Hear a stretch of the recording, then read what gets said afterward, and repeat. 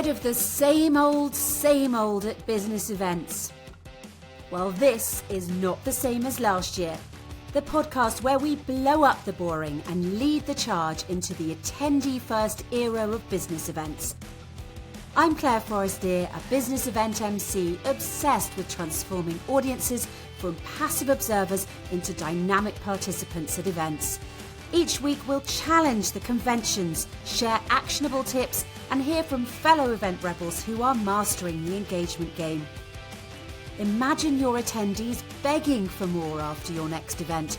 That's the magic of prioritising their experience.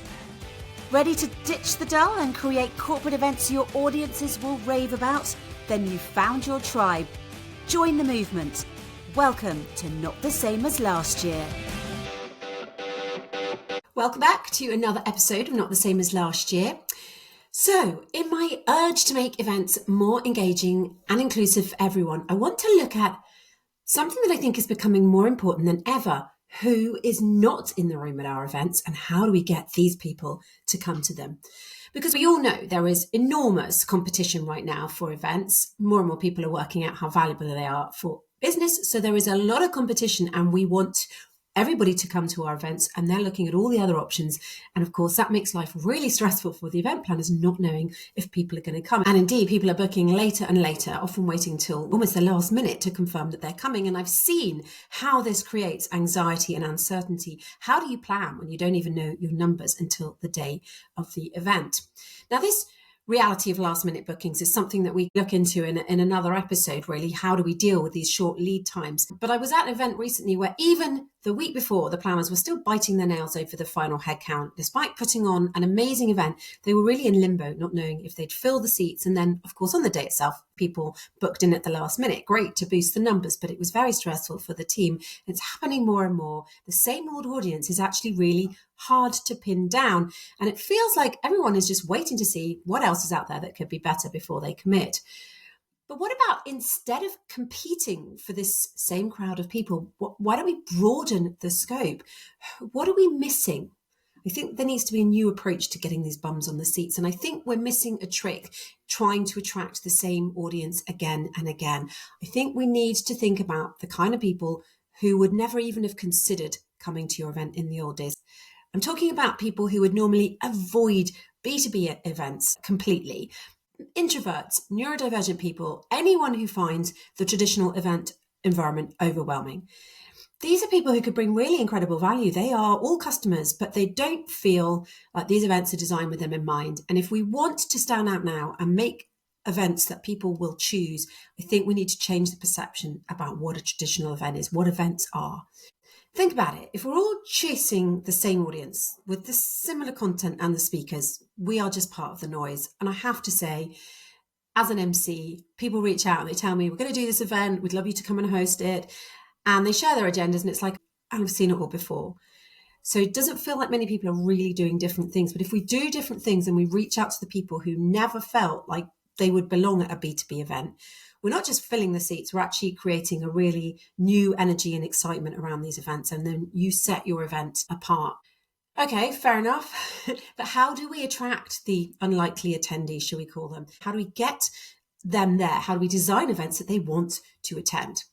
These are the things I think we need to be doing.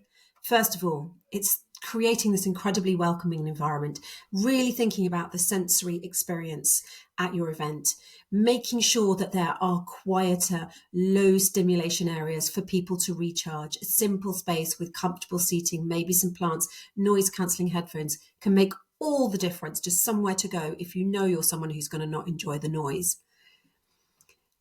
Offer flexibility and a lot more choice for people. Get rid of the very rigid, very packed, very prescriptive agendas. Make sure all the way through your day there are breaks, opportunities for reflection and choice. So people can say, I'm just not going to be good in a big loud room. I want to go into the small group discussions. I'm only up for the quiet breakouts or even just the one-on-one sessions. Loud auditoriums, not for me. But if I know there's another way to engage, I'll go to that event. And rethink the networking experience. Even though I bang on about this all the time, I still keep finding that there is just a half hour set aside in a large room for networking at so many events. We've got to think about the people who hate that, who just go, I'm not going to go to an event if that's happening. Because if we think more and more people are going to events for networking, then we want to encourage the unlikely attendee to come too. They aren't going to go to an event where the networking is their idea of hell. So they're going to need much smaller rooms, structured networking like speed networking or small group sessions. So you can make it easy for all kinds of people to connect without feeling overwhelmed. The other thing is make it really easy to get around. Make your navigation incredibly straightforward, really clear signage, simple maps, good communication. That will reduce the anxiety in the people who might not have come to your event before because maybe they've gone once or they've seen a video of it and they've thought, oh, that looks like hell. How do you find where you're going? And that is the case at so many events. You spend a lot of time wondering where you are and getting lost. And of course, you're going to be making the event much more accessible to everyone if you do that. I think as well, the way you message about your event, the way you talk about your event is really important. If you make it very clear from the outset that your event is different, that it's going to be incredibly inclusive and welcoming and adaptable to all people's needs, that really helps. If you ask attendees for their preferences before you start really planning this event, and then you deliver on those, that will really make you stand out.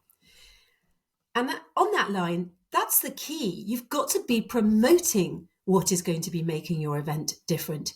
It isn't enough just to implement these changes so that the people who've come before go, oh, look, it's different this year.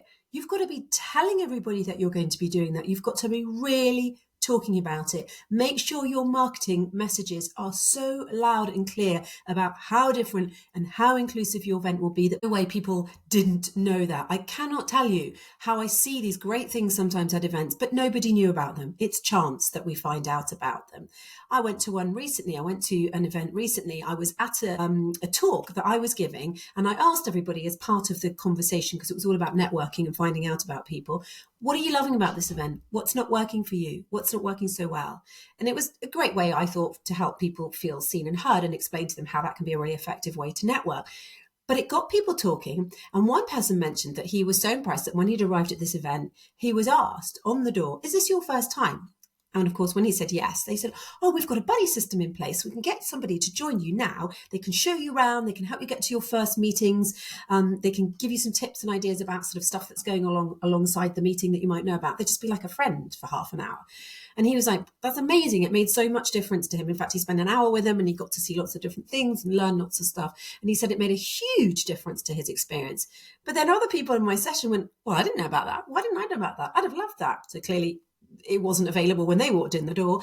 And it struck me as amazing that the organisers had put this incredible initiative into place, but they hadn't promoted it enough, because if people had known about it, they'd have been asking about it on the door instead of just walking in and getting lost. That's the kind of thing. It can make such a huge difference, especially for people who wouldn't normally consider going to an event. If you are doing something great and special and unique at your event, shout about it. Tell everybody. It's front and centre of your marketing so that everyone who's coming knows that they'll get this extra help and how it is actually being tailored to their needs and how they're therefore going to be considered. And that makes you much more likely to come. The payoff by doing all this, of course, if you haven't worked it out, is that by attracting this new audience, you aren't just filling seats. You're going to be doing it with a lot less stress and more predictability. You're reaching out to people who will then be really excited to attend because it's the first time there's an event on offer that they're going to feel welcome at. And that takes a lot of the last minute panic out of the equation for the organisers. So here's my challenge to you. Think about who isn't coming to your events. So at the next time when you're in the room and you look out of the event and go, who's not here, who should be here? What's missing in this room if I wanted to make it really inclusive, but also wanted more bums on seats? How could I change that? If you just open up to new audiences, you aren't just differentiating your event, you're also going to be making your life that little bit easier as a planner. And who wouldn't want that? Okay, that's all for today. Hope I've given you some food for thought on how to think about attracting those elusive attendees who usually avoid B2B events. Join me next time. I'm going to be talking about how to bring more emotion into your events.